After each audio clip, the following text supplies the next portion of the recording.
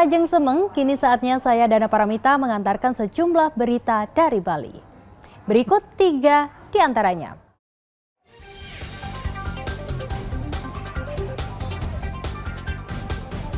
Jumlah kasus gigitan anjing rabies di Karangasem terus bertambah.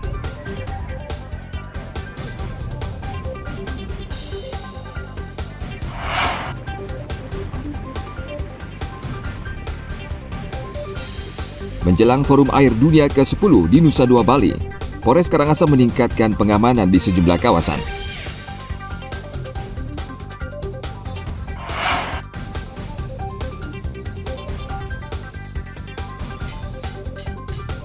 Seorang warga desa Blabatu Gianyar membuat kerajinan dari limbah kaca bekas.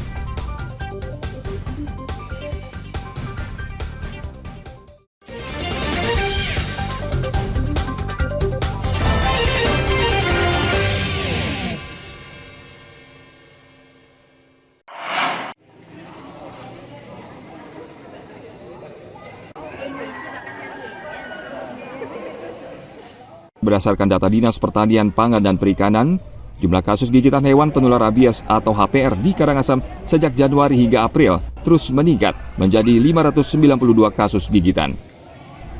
Untuk mengantisipasi bertambahnya kasus gigitan HPR, Dinas Pertanian, Pangan, dan Perikanan Karangasem mengencarkan vaksinasi rabies di seluruh kecamatan di Karangasem. Selain itu juga dilakukan depopulasi dengan cara kastrasi, bekerja sama dengan sejumlah lembaga dan yayasan. Saya berada di Desa Bubuk, ya. Kami bekerja sama dengan Yayasan Sepa Buana untuk melakukan depopulasi. Mengapa di Desa Bubuk? Karena populasi anjing di Desa Bubuk lebih dari 1.000 ekor, ya, dan ada beberapa kasus gigitan. Jadi kami berharap dengan depopulasi ini dan dengan melakukan sterilisasi, juga kastrasi, bahkan kami melakukan vaksinasi bisa mencegah terjadinya kasus rabies. Jadi kami berharap dari Desa Bubuk, dari Karangasem kita bisa bergerak untuk Karangasem bebas rabies. Saya kira itu. Untuk menekan kasus gigitan HPR, masyarakat diimbau aktif memvaksin hewan piaraannya secara rutin. Selain itu, tim siaga rabies atau TISIRA di masing-masing desa diperintahkan untuk mengawasi dan aktif menanggulangi rabies sesuai dengan program yang disusun. Tim Liputan melaporkan dari Kabupaten Karangasem.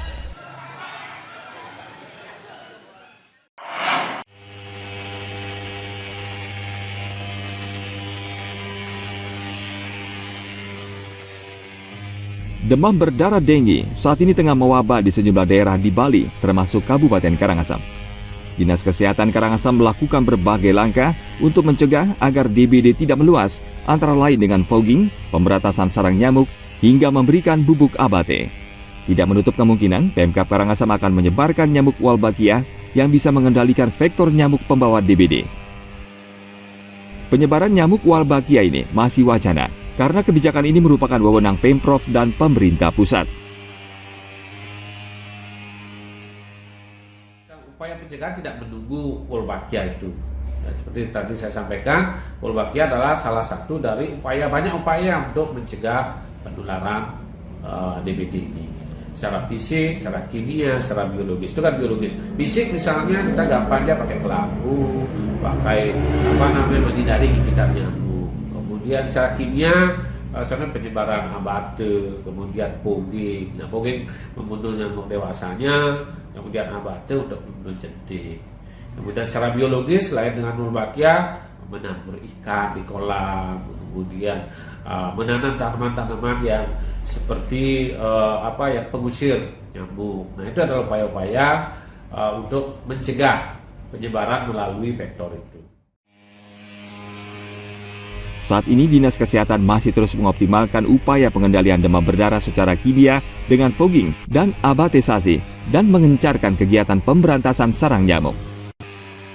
Penggunaan nyamuk berwolbachia menuai kontroversi.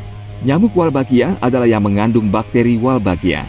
Di situs Kementerian Kesehatan disebutkan, nyamuk berwolbachia ini kabarnya bisa mengurangi virus dengue atau DBD yang dibawa nyamuk Aedes aegypti. Tim Liputan melaporkan dari Kabupaten Karangasem.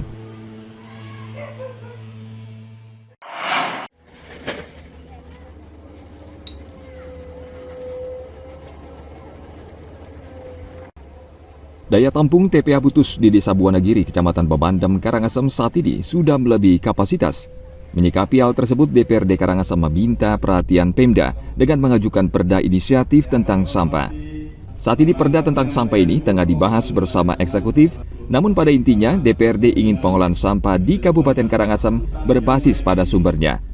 Ketua DPRD Karangasem Iwayan Suastika mengatakan, pihaknya mengajukan perda inisiatif untuk memastikan ada regulasi tentang masalah sampah karena kondisinya sudah darurat.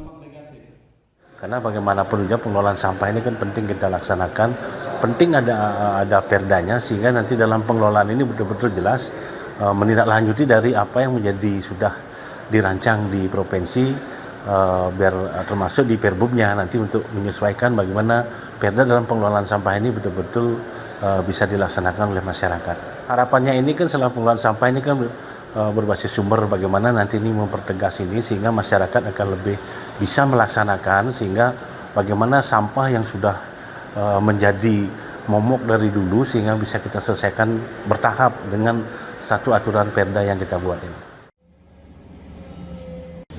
Setiap hari TPA Butus menerima sekitar 50 ton sampah masyarakat dari perkotaan dan melarang menerima sampah dari desa. Sampah tersebut masih bersifat campuran dan belum terpilah, padahal pemerintah sudah menerbitkan pergub agar masyarakat mengolah sampah berdasarkan sumber, salah satunya dengan cara memilah sampah. Tim Liputan melaporkan dari Kabupaten Karangasem.